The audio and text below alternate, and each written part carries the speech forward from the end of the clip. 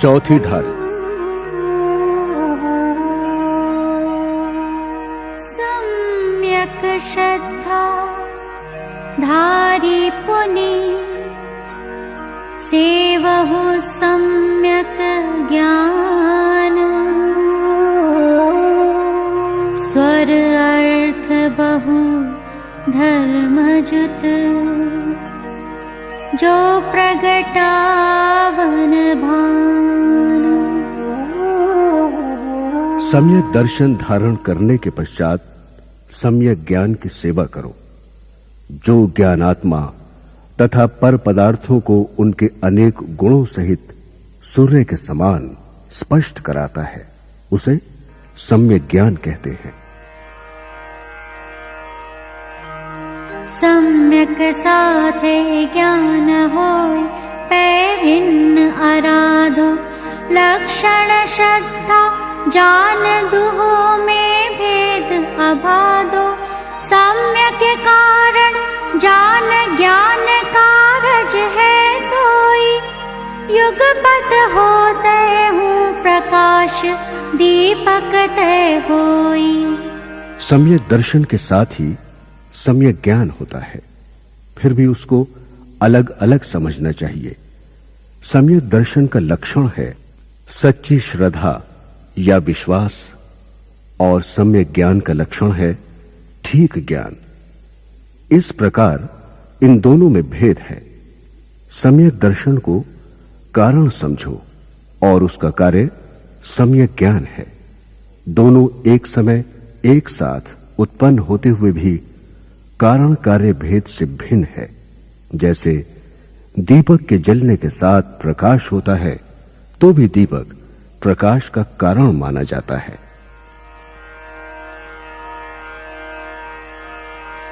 तास भेद दो है परोक्ष परतक्ष तिन माही मति श्रुत दोय परोक्ष अक्ष मन थे उपजाही। अवधि ज्ञान मन रपजय दो है देश प्रवक्षा द्रव्य क्षेत्र परिमाण लिए जाने जिय स्वक्षा।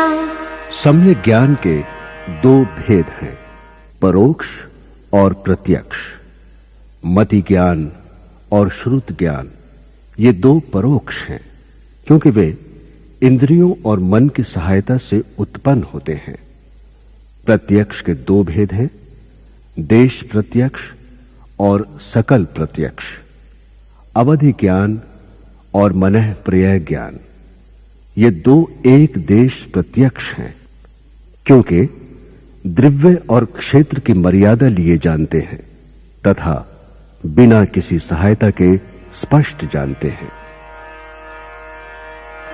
सकल द्रव्य के गुण अनंत परिजाए अनंता जाने एक काल प्रगट केवल भगवंता। ज्ञान समान न आन जगत में सुख को कारण यही परमामृत जन्म जरा मृत रोग निवारण। पांचवा सम्यक ज्ञान केवल ज्ञान है, वह सकल प्रत्यक्ष है। संपूर्ण द्रव्यों को उनके अनंत गुणों और पर्यायों सहित एक ही समय में केवली भगवान स्पष्ट जानते हैं। ज्ञान के समान संसार में कोई सुख देने वाली वस्तु नहीं है। इस संसार में ज्ञान ही सर्वश्रेष्ठ अमृत है, जो जन्म, बुढ़ापा और मृत्यु की बीमारी को हटा सकता है, अर्थात संसार में आवागमन को समाप्त कर सकता है। कोटि जन्म तप तपय ज्ञान बिन कर्म झरे जे जाने के जिन्न माहि त्रिगुप्ति तय सहज टरेते। मुनि व्रत धार अनंत वार ग्रीवक उपजायो पै निज आत्म ज्ञान बिना सुख लेश न पायो। ज्ञान के बिना अज्ञानी जीव करोड़ों जन्मों में तप करके जितने कर्मों को नष्ट करता है, उतने कर्म ज्ञानी जीव एक क्षण भर में अपने मन वचन काय को रोकने से सहज में नष्ट कर देता है। इस जीव ने अनंत बार मुनि व्रत धारण किया और नव क्रैव्यक विमानों में भी उत्पन्न हुआ, लेकिन बिना आत्मज्ञान के कहीं उसे सुख का लवलेश भी प्राप्त नहीं हुआ। ताते जिनवर कथित तत्व अभ्यास करीजे, संशय विभ्रम मोह त्याग आपो लख लीजे। यह मानुष पर्याय सुकुल सुनिवो जिन वाणी, एहि विद गए न मिले सुमणि जो उदित समानी। इससे श्री जिनेंद्र भगवान के कहे हुए तत्वों को पढ़ना या अध्ययन करना चाहिए और संशय, विभ्रम और मोह को छोड़कर अपनी आत्मा को पहचानना चाहिए। ये मनुष्य पर्याय पाना, उसमें भी उत्तम कुल पाना अति दुर्लभ है। ये संयोग अभी तुझे प्राप्त है। यदि बिना आत्मज्ञान के इस दुर्लभ अवसर को खो दिया तो इसका फिर से मिलना वैसा ही कठिन है जैसे विशाल समुद्र में डूबे हुए किसी उत्तम रत्न का पुनः मिलना कठिन है। धन समाज गज बाज राज तो काज न आवे, ज्ञान आपको रूप भय फिर अचल रहावे।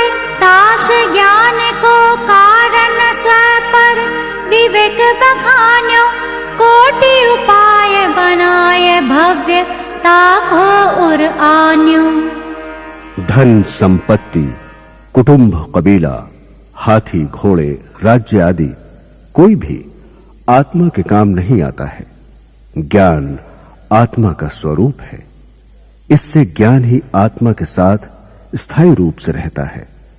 उस ज्ञान का मुख्य कारण या हेतु अपने और पराये का विवेक या भेद विज्ञान होना कहा है। सो हे भव्य, करोड़ों उपायों द्वारा जैसे बने वैसे भेद विज्ञान को हृदय में धारण करो। जे पूरब शिव गए जाहि अब आगे जे है, सो सब महिमा ज्ञान तनि मुनिनाथ कहे है। विषय चाह दव दाह जगत जन अरनिद जावे, तासु पाय नान ज्ञान घन घान बुझावे। श्री जिनेंद्र भगवान कहते हैं कि जो जीव भूतकाल में मोक्ष गए, वर्तमान में जा रहे हैं और भविष्य में जावेंगे, उन सब के लिए ज्ञान का ही प्रभाव रहा है। पंचेंद्रियों के विषयों की चाह दावाग्नि के समान है, जो जगत के जन समूह रूपी जंगल को घेर कर जला रही है। इस दावाग्नि को ज्ञान रूपी मेघ समूह ही बुझा सकते हैं। अन्य कोई उपाय सफल नहीं हो सकता। अर्थात विषय वासना को ज्ञान से ही रोका जा सकता है। पुण्य पाप फल माही हर्ष बिलखो मत भाई, यह पुद्गल पर जाए उपज बिन से फिर नाई। लाख बात को बात यह निश्चय उर लावो, तोरि सकल जगदंद फंद निज आत्म ध्यावो। हे भाई, साता में आनंद और असाता में विषाद मत करो। ये तो पुण्य और पाप के फल हैं। ये पुण्य और पाप के फल पुद्गल की पर्याय हैं जो पैदा होती हैं और नष्ट भी हो जाती हैं, स्थिर नहीं रह पाती। लाख बात की बात यही है। मेरी इस बात पर हृदय से प्रतीति करो कि हे भाई, जगत के आल जाल को तोड़कर तुम अपनी आत्मा का चिंतन करो। सम्यक ज्ञानी होए बहुरि दृढ़ चारित्र लीजे, एक देश अरु सकल देश तसु भेद कहीजे। तस हिंसा को त्याग वृथा था वरन न संघारे, पर वधकार कठोर निंद नहीं वचन उचारे। सम्यक ज्ञानी होकर फिर सम्यक चारित्र का दृढ़ता से पालन करना चाहिए। सम्यक चारित्र के दो भेद हैं, एक आदेश अर्थात अंशतः चारित्र पालन करना, और सकल देश अर्थात पूर्णतः चारित्र पालन करना। एक आदेश चारित्रधारी श्रावक त्रस्त जीवों की हिंसा का त्यागी होता है, और एकेंद्रीय जीवों का भी अनावश्यक नाश नहीं करता है। वह ऐसे वचन भी नहीं बोलता जो दूसरों के लिए प्राण घातक हो, कठोर हो या निंदा के योग्य हो।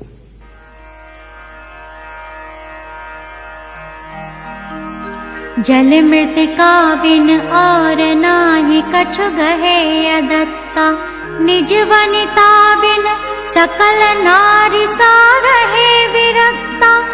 अपनी शक्ति विचार परिग्रह थोरो राखे, दश दिश गमन प्रमाण ठान तसु सीम न नाखे।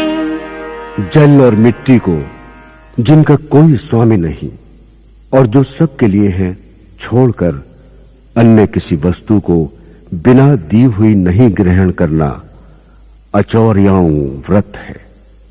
अपनी विवाहिता स्त्री के सिवाय संसार की सब स्त्रियों से विरक्त रहना ब्रह्मचर्यानुव्रत है। अपनी शक्ति का विचार करके धन धान्य वसन वासन आदि परिग्रह का थोड़ा आवश्यक प्रमाण करना परिग्रह प्रमाण अनुव्रत है।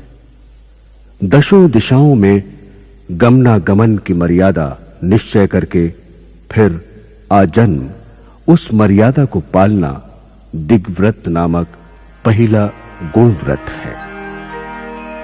ताहू में फिर ग्राम गली गृह भाग बजारा, गमनागमन प्रमाण ठान अन सकल निवारा। काहू की धन हानि किसी जय हार न चिंते, दे न सो उपदेश होए अगभ निज कुशीते। जन्म पर्यंत उन दशा दिशाओं की मर्यादा के अंतर्गत अमुक ग्राम गली घर बाग बाजार आदि की मर्यादा कुछ काल के लिए करना और अन्य सब स्थानों में आने जाने व्यापार आदि करने का त्याग करना, यह देशव्रत नामक गुणव्रत है। किसी के धन का नाश हो, किसी की जीत हो, किसी की हार हो, ऐसे विचार करना पहला अपध्यान नामक अनर्थ दंड है, उसे न करना।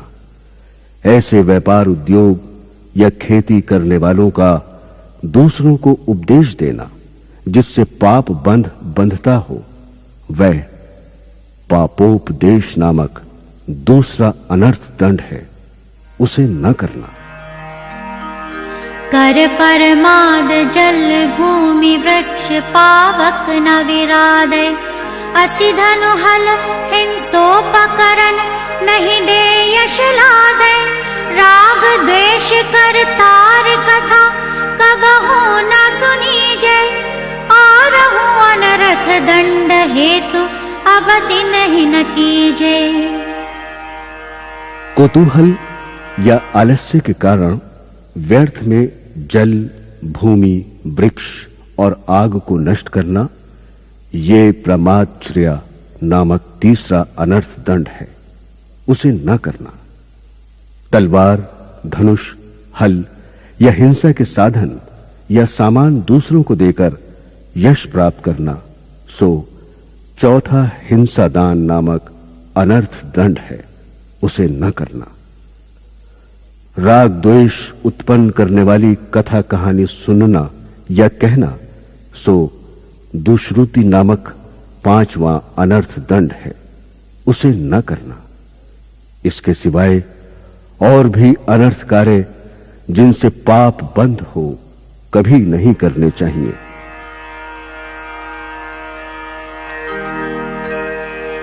धरोर समता भाव सदा सामायिक करिए, पर्व चतुष्टय माहि पाप तजि प्रोषद धरिए, भोग और उपभोग नियम करि ममतु निवारे, मुनि को भोजन देय फेर निज करहि आहारे। हृदय में न किसी से राग न द्वेष ऐसे भाव रखकर प्रतिदिन ध्यान करना, यह सामायिक नामक पहला शिक्षा व्रत है। एक माह में 2 अष्टमी और 2 चतुर्दशी के दिनों में सब पाप कार्यों को त्याग कर उपवास आदि रखना, वह परोषध उपवास नामक दूसरा शिक्षा व्रत है। प्रतिदिन भोग और उपभोग की वस्तुओं का नियम लेना, जिससे उन वस्तुओं से ममता कम हो, सो भोगो भोग परिमाण नामक तीसरा शिक्षा व्रत है। मुनि को अथवा वृत्ति श्रावक या सामान्य श्रावक को आहार दान देकर फिर आप भोजन करना, सो चौथा अतिथि समविभाग नामक शिक्षा व्रत है।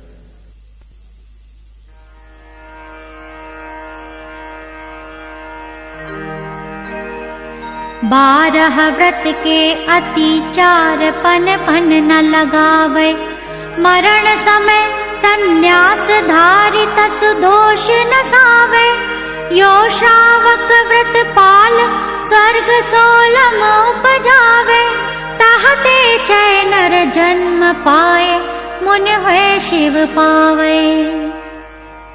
श्रावक के 12 व्रतों का उल्लेख हो चुका है। उनमें से प्रत्येक व्रत के 5-5 अतिचार या दोष हैं। वह उनसे सावधान रहे और व्रतों में दोष न आने दे।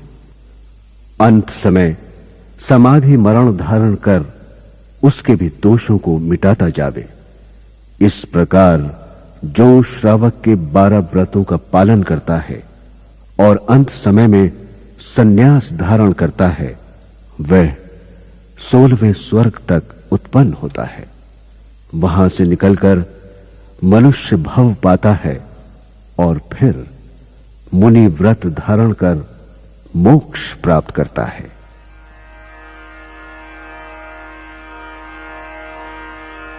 पांचवी ढाल।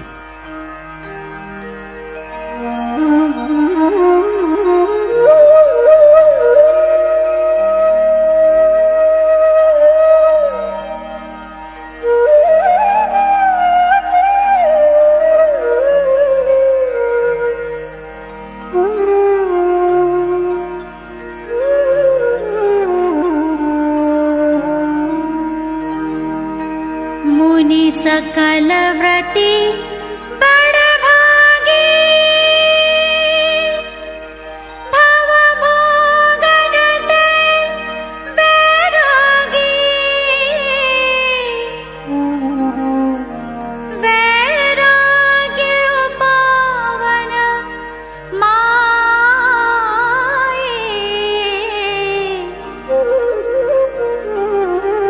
चिंत्यो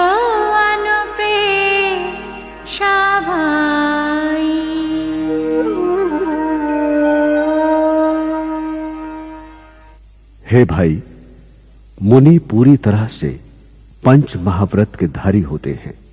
वे पुण्यवान हैं, संसार के भोग उपभोग से विरक्त हैं, 12 भावनाओं का वे चिंतन करते हैं। यह भावनाएं वैराग्य उत्पन्न करने के लिए माता के समान हैं।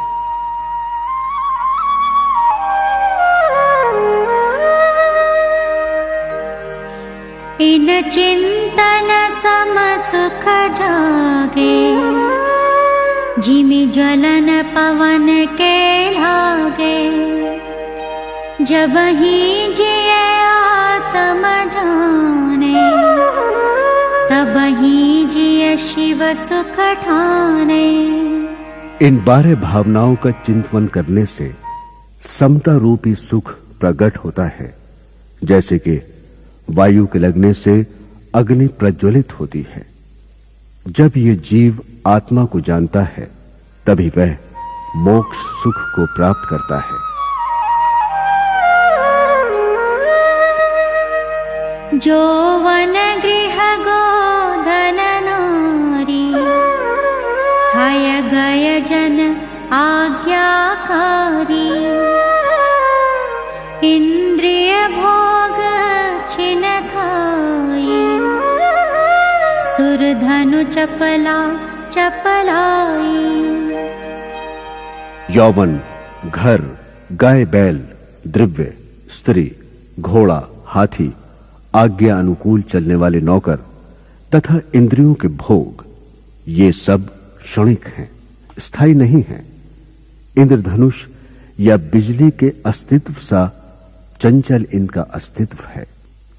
कोई भी पदार्थ नित्य नहीं है, ये पहली अनित्य भावना है।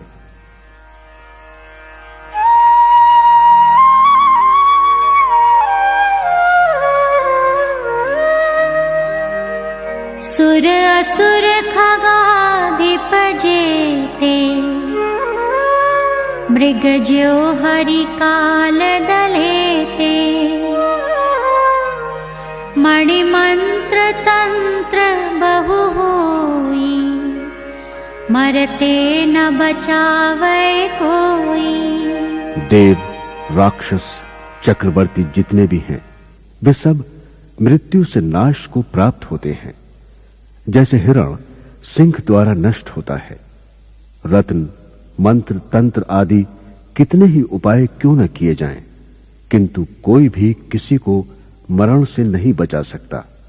ये दूसरी अशरण भावना है।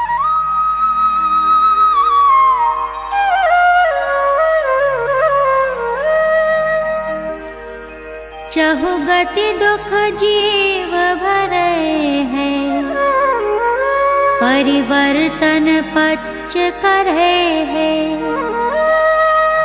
सब विधि संसार असारा, या में सुख नाही लगारा। जीव चारों गतियों में दुख सहन करते हैं और द्रव्य, क्षेत्र, काल, भव और भाव ऐसे 5 परिवर्तन किया करते हैं। सब प्रकार से संसार असार है, इसमें किंचित भी सुख नहीं है। यह तीसरी संसार भावना है।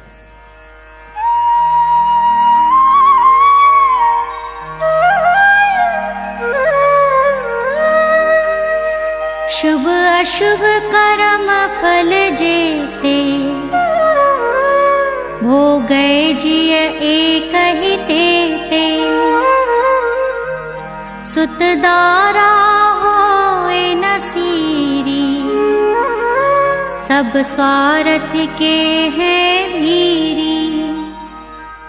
इस जीव के जितने भी अच्छे या बुरे कर्म फल हैं, उनको ये जीव अकेला ही भोगता है। पुत्र, स्त्री आदि कोई भी दुख सुख के साथी नहीं है। ये सब अपने मतलब के लिए भीड़ लगाकर इस जीव को घेरे हैं। यह चौथी एकत्व भावना है।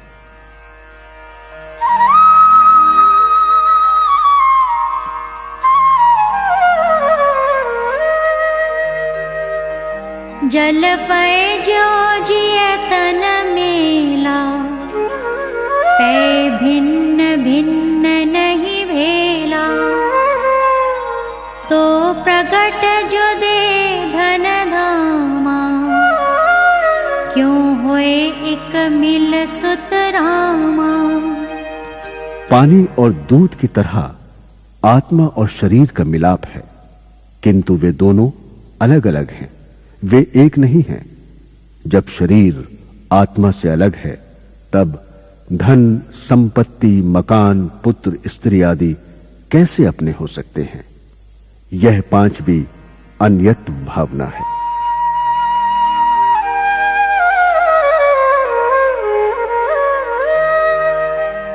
पल रुधिर राध मल थैली, की कसवा साधित मैली, नव द्वार बहे घिनकारी, देह करे कि मयारी।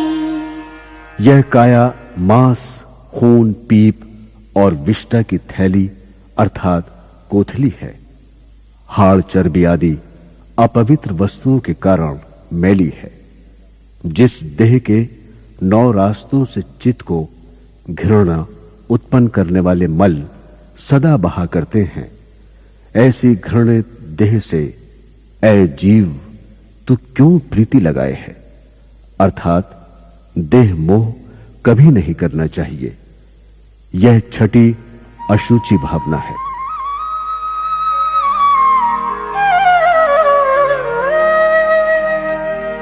जो योगन की चपलाई, ताते हुए आश्रव भाई। आश्रव दुखकार घनेरे, बुद्धिवंत तिन्हें निर्भेरे। हे भाई, मन वचन काय के निमित्त से तेरी आत्मा में हलन चलन रूप चंचलता होती है और इसी चंचलता से कर्मों का आना होता है। इसी को आस्त्रव्य कहते हैं। ये आस्त्रव्य बहुत ही दुखदायी है। जो बुद्धिमान हैं वे इसे दूर करने का प्रयत्न करते हैं। यह 7वीं आस्त्रव्य भावना है।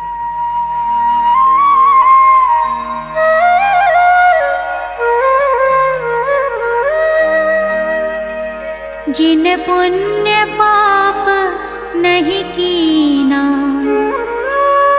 आत्म अनुभव चित दीना। तिनकी विद्यावत रोके, संवर लही सुख अवलोके। जिन जीवों ने अपने भावों को पुण्य और पाप रूप न होने दिया तथा आत्मा के चिंतन में अपने मन को लगाया, उन्होंने ही आते हुए कर्मों को रोका और समर की प्राप्ति कर सुख प्राप्त किया। इस प्रकार ये 8वीं समर भावना है। निज काल पाय विधि झरना, तासो निज काज न सरना। तप करि जो कर्म की पावे, सोई शिव सुख दर्शावे। अपना समय पूरा कर जो कर्म झड़ जाते हैं, उससे अपना कोई हित पूरा नहीं होता है, किंतु तब करके जो कर्मों को उनकी स्थिति पूरा होने से पहले ही नष्ट करता है, वही क्रिया मोक्ष सुख को प्राप्त कराती है। यह 9वीं निर्जरा भावना है। किन्हु न करो न धरे को, षट द्रव्यमयी न हरे को। सो लोक माही बिन समता, दुख सहे जीव निज भ्रमता। इस लोक को किसी ने नहीं बनाया है और न कोई इसे धारण किए हुए है।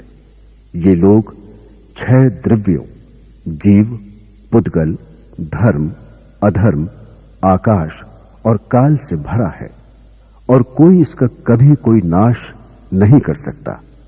इस लोक में यह जीव बिना वीतराग भाव के भ्रमण करता है और दुख सहता है। ऐसा विचार करना 10वीं लोक भावना है।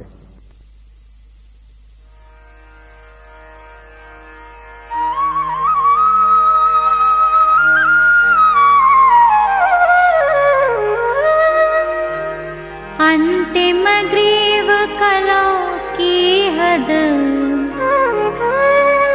पायो अनंत बिरिया पद।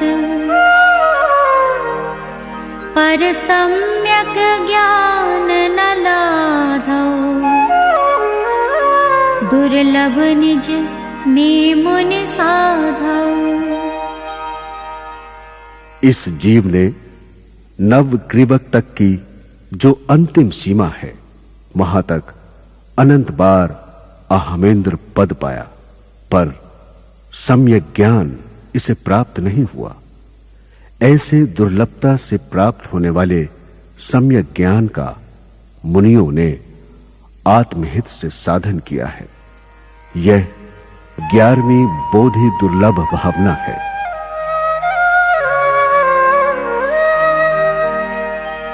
जो भाव मोह तै न्यारे, दृग ज्ञान व्रता दिक सारे। सो धर्म जबै जिय धारै, तबहि सुख अचल निहारै। सम्यक दर्शन, सम्यक ज्ञान, सम्यक चारित्र, तप आदि जितने भाव हैं, वे सब मोह भाव से भिन्न हैं, क्योंकि ये भाव धर्म रूप हैं। इस धर्म को जब ये जीव धारण करता है, तभी वह शाश्वत सुख को प्राप्त करता है। यह 12वीं धर्म भावना है।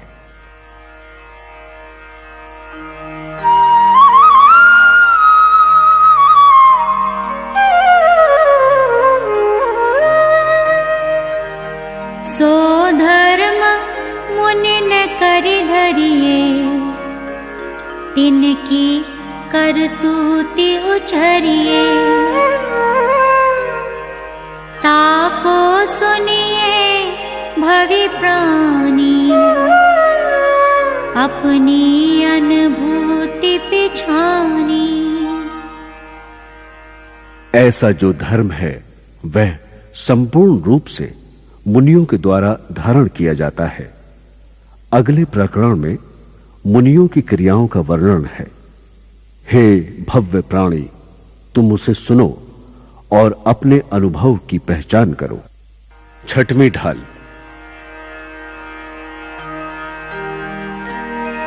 षटकाय जीवन हननत, सब विधि धर्म हिंसा टरी।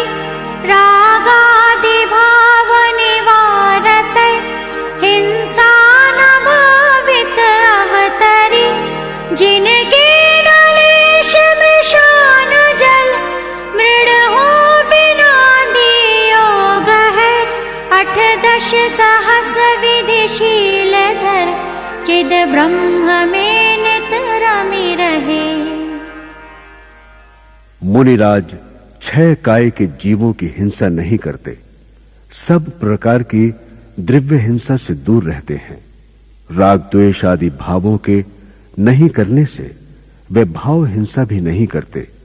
यही अहिंसा महाव्रत है। वे लेश मात्र भी झूठ नहीं बोलते। यह सत्य महाव्रत है, तथा पानी और मिट्टी भी बिना दिया हुआ नहीं लेते। यह अचौर्य महाव्रत है। वे शील या पूर्ण ब्रह्मचर्य के 18,000 भेदों का पालन कर सदा निजात्मा में रमण करते हैं। यह ब्रह्मचर्य महाव्रत है। अंतर 14 भेद बाहिर, संग 10 धाते टले। परमाद तज चौकर मही, लख समितेरिया तय चले। जग सुहित कर सब हित हर, श्रुति सुखद सब संशय हरे। भ्रम रोग हर जिनके वचन, मुख चंद तय अमरत झरे। वे मुनि 14 प्रकार के अंतरंग परिग्रह और 10 प्रकार के बहिरंग परिग्रहों से दूर रहते हैं। वे मुनि आलस्य को त्याग जीव रक्षा के विचार से आगे की 4 हाथ जमीन देखकर चलते हैं। ये पहली एरिया समिति है। जगत के हितकारी, सब बुराइयों को नष्ट करने वाले, कानों के प्रिय, संदेह दूर करने वाले, मिथ्यात्व रोग के नाश करने वाले ऐसे वचन बोलते हैं, अर्थात उनके वचन ऐसे लगते हैं मानो मुख रूपी चंद्र से अमृत ही झर रहा हो। यह दूसरी भाषा समिति है। 46 दोष बिना सुकुल, शावक तड़े घर अशन को, लय तप बढ़ावन हेतु नहीं, तन पोषते तजि रसन को, शुचि ज्ञान संयम उपकरण, लखि के गही लखि के धरे, निर्जंतु थान विलोकतन, मलमूत्र श्लेषम परिहरे। मुनि तप वृद्धि के अभिप्राय से 46 दोषों को टालकर कुलीन श्रावक के घर जो आहार लेते हैं वह शरीर को पुष्ट करने के लिए नहीं लेते हैं और 6 रसों का भी परित्याग करते हैं। ये तीसरी ऐषणा समिति है। कमंडल, शास्त्र और पीछे आदि को संभाल कर उठाते हैं और देखभाल कर धरते हैं। यह चौथी आदार निक्षेपण समिति है। जीव रहित स्थान देखकर शरीर का मल, मूत्र, नाक, थूक को छोड़ते हैं। यह 5वीं वयोत्सर्ग समिति है।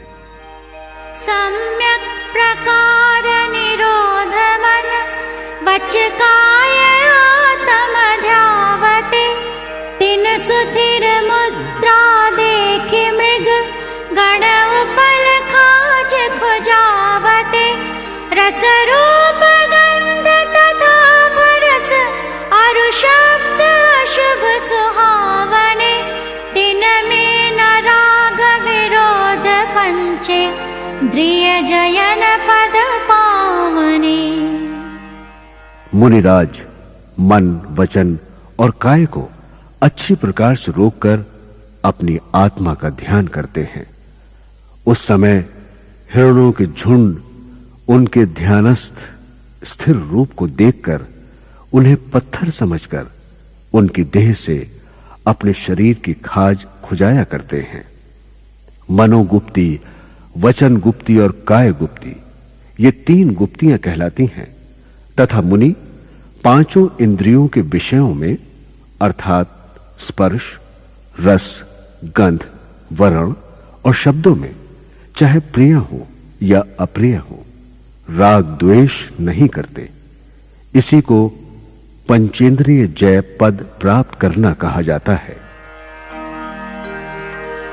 समता संहारे दुति उचारे, वंदना जिन देव को, नित करे श्रुति रति करे प्रति, क्रम तजय तन अवमेव को, जिनके ननोन नदंत धोवन, लेश अंबर आवरण, भूमाहि पिछली रयनि में, कछु शयन एकासन करन।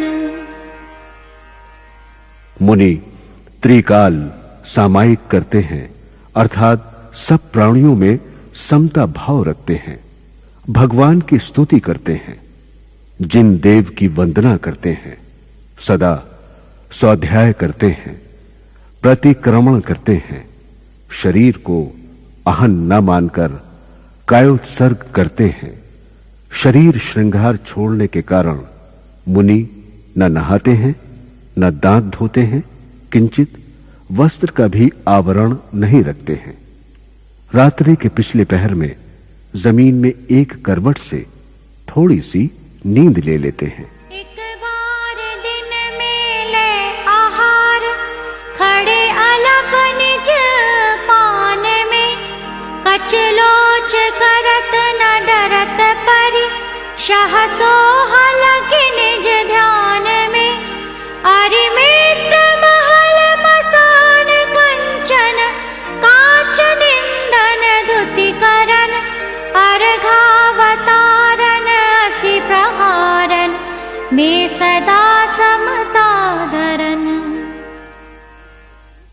मुनि दिन में एक बार ही अपने हाथ में लेकर खड़े-खड़े थोड़ा आहार लेते हैं। वे अपने केशों का अपने हाथों से लॉन्च करते हैं। वे दुख से नहीं डरते और अपनी आत्मा में लीन रहते हैं। साधु के लिए शत्रु और मित्र, महल और मकान, कंचन और कांच, निंदा और स्तुति, पूजन करना या तलवार से मारना, ये सब समान है। अर्थात मुनि हर एक अवस्था में शांत चित्त रहा करते हैं।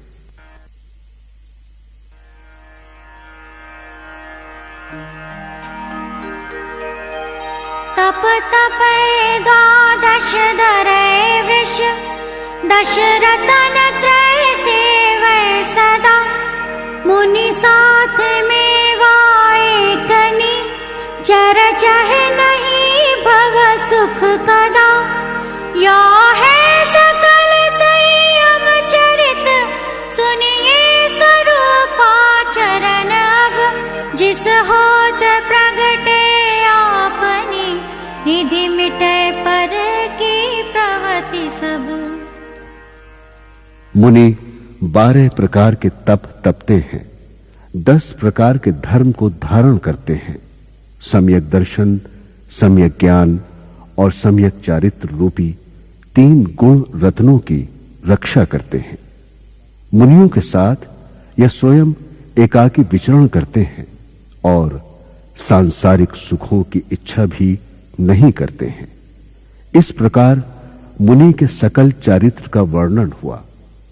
अब स्वरूपाचरण या निश्चय चारित्र को कहते हैं, जिससे अपनी आत्मा की ज्ञान आदि संपत्ति प्रकट होती है और पर पदार्थों की ओर का झुकाव सब प्रकार से मिटता है। जिन परम पैनी सुबदि छैनी, डारी अंतर भेदिया। वर्णादि अनुरागादि तय, निज भाव को न्यारा किया।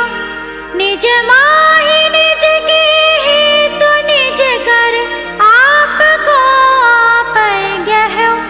गुण गुण ज्ञाता ज्ञान ज्ञेय, मंझार कछु भेद ना रह्यो। जिनने अति सूक्ष्म धार वाली भेद विज्ञान रूपी छैनी से शरीर से अंतरंग को अलग कर लिया है और इस प्रकार शरीर के वर्ण आदि गुणों से उन्होंने राग, द्वेष, क्रोध आदि कषाय भावों को अलग कर दिया है, फिर वे अपनी आत्मा में अपने आत्महित के लिए अपनी आत्मा के द्वारा अपनी आत्मा को आप ही ग्रहण करते हैं। तब गुण गुणी, ज्ञाता ज्ञान और ज्ञेय, इन सब में कुछ भेद नहीं रह जाता। अर्थात आत्मज्ञान या ध्यान में सब विकल्प मिट जाते हैं। जहाँ ध्यान ध्याता ध्येय को, न विकल्प वच भेद ना जहाँ। चिद भाव कर्म चिदेश करता, चेतना क्रिया तहा। तीनों अभिन्न अखिन्न शुद्ध, उपयोग की निश्चल दशा। प्रगटी जहाँ दृग ज्ञान वृत्त, ये 3 धाय कैलशा। जिस आत्म ध्यान की अवस्था में न ध्यान का, न ध्याता का और न ध्येय का कोई भेद है, उसमें चेतना भाव ही कर्म, चेतन ही कर्ता और चेतना ही क्रिया है। ये तीनों अर्थात कर्म, कर्ता और क्रिया जहां एक हो गए हैं और अब जुदा नहीं होने के हैं, वहां ही शुद्ध भाव की स्थिर अवस्था है। ऐसी दशा में दर्शन, ज्ञान और चारित्र 3 होते हुए भी एक रूप ही शोभित होते हैं। उनमें भी कुछ भेद नहीं होता है। परमान नय निक्षेप को, ना उदत अनुभव में दिखे। दृग ज्ञान सुख बल में सदा, नहीं आन भाव जुमो विक।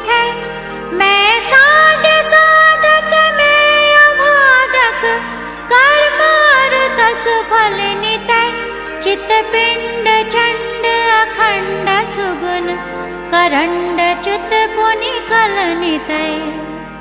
जिस ध्यान अवस्था में प्रमाण नय निक्षेप का भेद अनुभव में नहीं आता, किंतु उस समय आत्मा में यही विचार आता है कि मैं दर्शन ज्ञान सुख वीर्य रूप हूं, इसके सिवाय मुझ में कोई दूसरा भाव नहीं है। मैं ही साध्य हूं, मैं ही साध्य को पूरा करने वाला साधक हूं। कोई कर्म या उसके फल मेरे कार्य में किसी प्रकार बाधा नहीं दे सकते हैं। मैं चैतन्य पिंड हूं और तेज अखंड उत्तम गुणों का पिटारा हूं, तब सब पापों से अलग हूं। यो चिंत्य निज में थिर भय, तिन अकथ जो आनंद लह्यो। सो इंद्र नाग नरेंद्र वा, अहम इंद्र के नाही कह्यो। तब हे शुक्ल ध्यान अग्नि करी, चौघात विधि कानन दह्यो। सब लख्यो केवल ज्ञान करी, भविलोक को शिव मग कह्यो। इस प्रकार विचार कर जब मुनि आत्म ध्यान में स्थिर हो जाते हैं, तब उन्हें जो आनंद प्राप्त होता है वह वर्णतीत है। वैसा सुख इंद्र, नागेंद्र, चक्रवर्ती या अहमेंद्र तक को नहीं मिलता है। ऐसे ध्यान से उस समय मुनिराज शुक्ल ध्यान रूपी अग्नि के द्वारा 4 घातीय कर्म रूपी वन को जला डालते हैं और उन्हें केवल ज्ञान प्रकट हो जाता है, जिस ज्ञान के द्वारा वे तीनों काल की बातों को देखते हैं और भव्य जीवों को मोक्ष मार्ग का उपदेश करते हैं। यही उनकी अरहंत अवस्था कहलाती है। पुनि घाति शेष अघाति विधि, छिन माहि अष्टम भूवसै। वसु कर्म विनसै सुगुन वसु, सम्यक्ताधिक सब लसै। संसार कार्य अपार पारा, पार तिर तिर ही गए। अविकार अकल अरूप शुद्ध, चिद्रूप अविनाशी भये।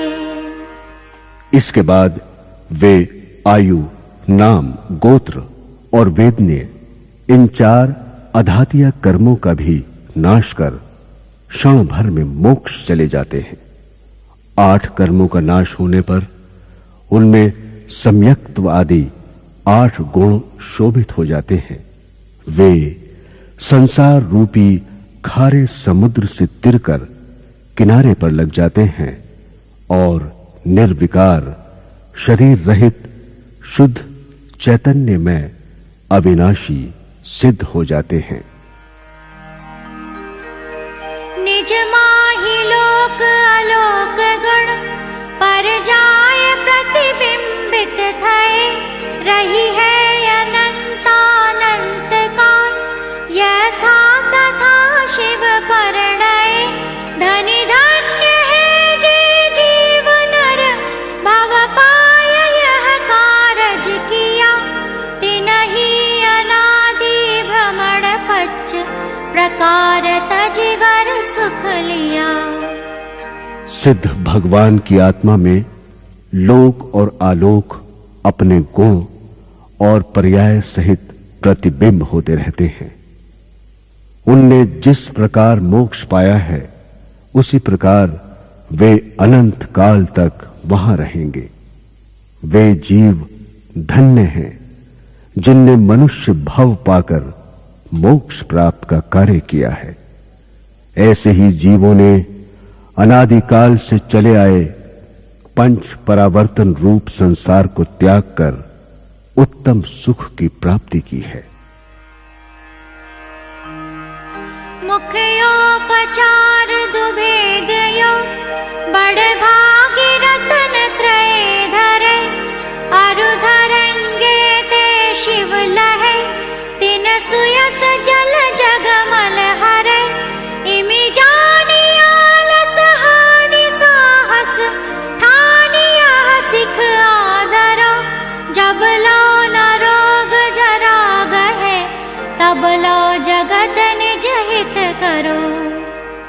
सम्यक दर्शन ज्ञान चारित्र के जो दो भेद किए गए हैं, उनको जो भाग्यशाली जीव धारण करते हैं और धारण करते रहेंगे तो वे अवश्य मोक्ष प्राप्त करेंगे तथा उनका सुयश रूपी जल संसार के मैल को हरेगा।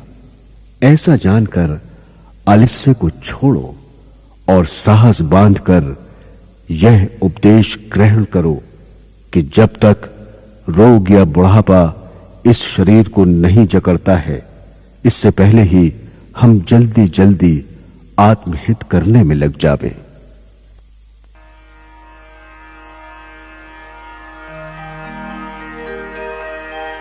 यह राग आग दहे सदा ताते समामृत से ये चिर भजे विषय कषाय अब तो त्याग निज पद बेइये कहा रचयो पर पद में न तेरी पद यह क्यों दुख सहे अब दौल हो सुखी सफर रचि दाव मत चुको यह।